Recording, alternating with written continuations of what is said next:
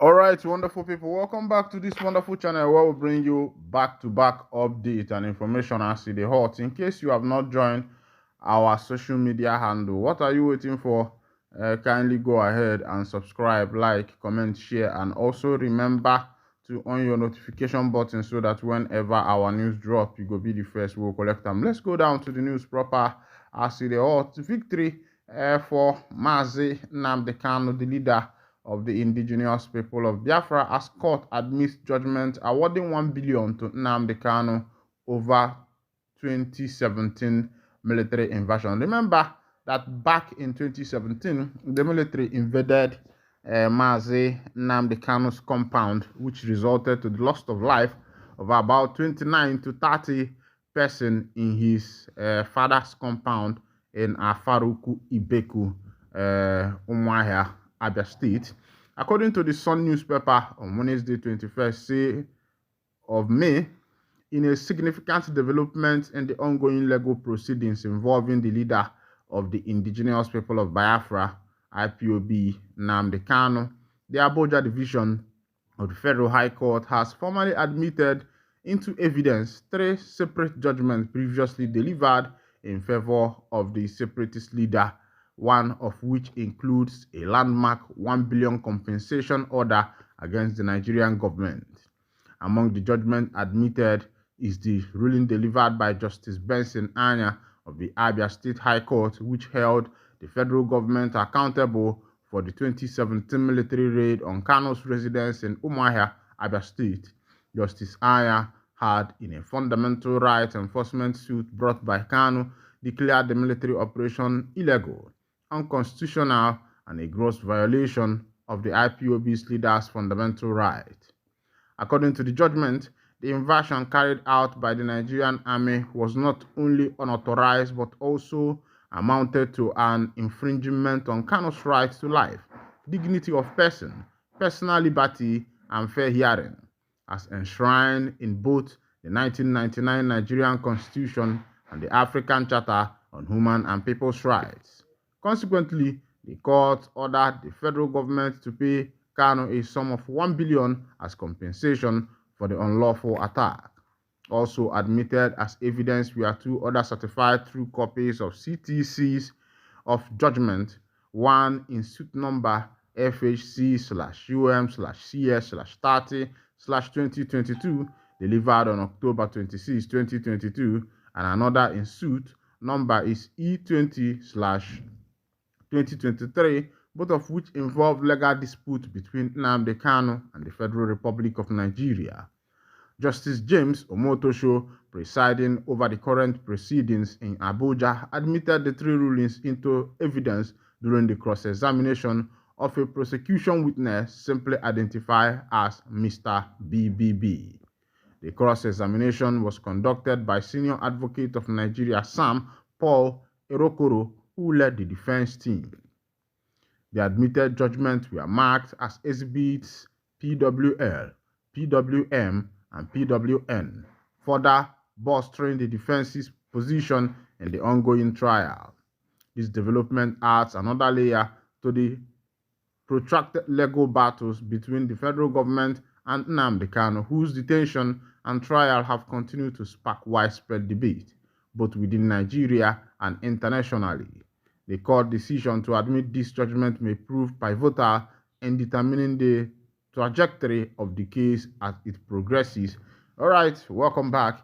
This is happening live. Of course, you can see that Mazi Nnamdi Kanu is making progress. Finally, court has admitted part of this judgment, and also another judgment the court should admit is that Mazi Nnamdi Kanu was discharged and acquitted by the appellate court some time ago.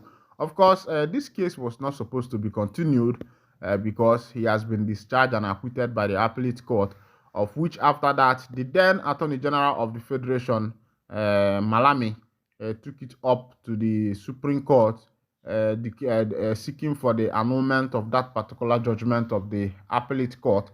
And I wonder where such things happens in a case where the appellate court have discharged and acquitted somebody, and you are taking the case to the Supreme Court to annul the particular judgment, of which the Supreme Court heed to that particular prayer and annul that particular judgment, which is not supposed to be so if it were to be in a country that is working perfectly. The judiciary is supposed to be the hope of the common man, but as it is, the judiciary is now the hope of the rich and the hope of those who carry the bag of Ghana Moscow of money.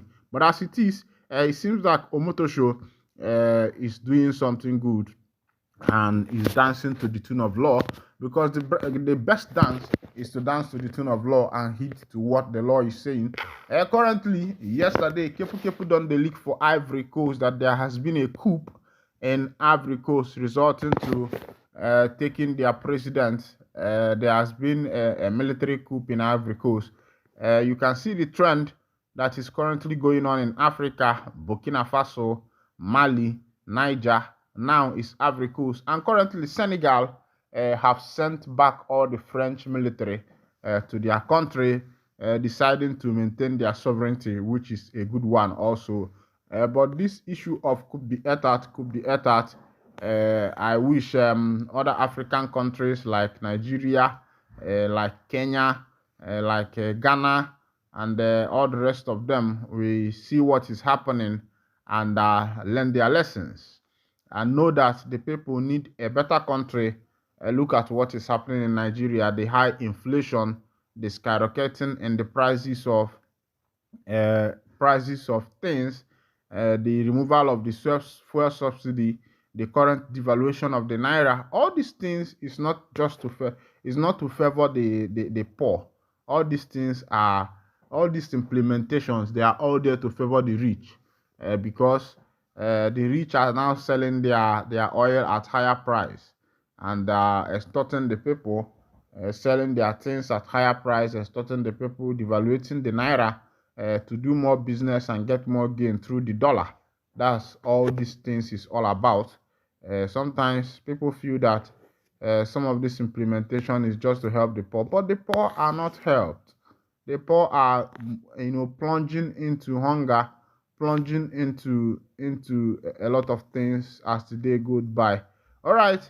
JAMB registrar denies ethnic bias amid allegation of discrimination. Remember that in previous JAMB results, the people who has been coming high on that is the Igbos. Of course, you know that the Igbos are the most intelligent when it comes to academics as far as Nigeria is concerned, even though they were sidelined during the 1967 to 1970 Nigeria Biafra Civil War that took them very backward, and the Yorubans started moving ahead. But after that, the Igbos, but as it is now, ndị nwe ihe ewerela ihe. But this year's JAMB, the JAMB registrar played his game, which has put Nigeria in a watchdog register where everybody is looking at the JAMB registrar and what happened during this particular year's JAMB, where a lot of people failed, especially people from the southeast, and people are accusing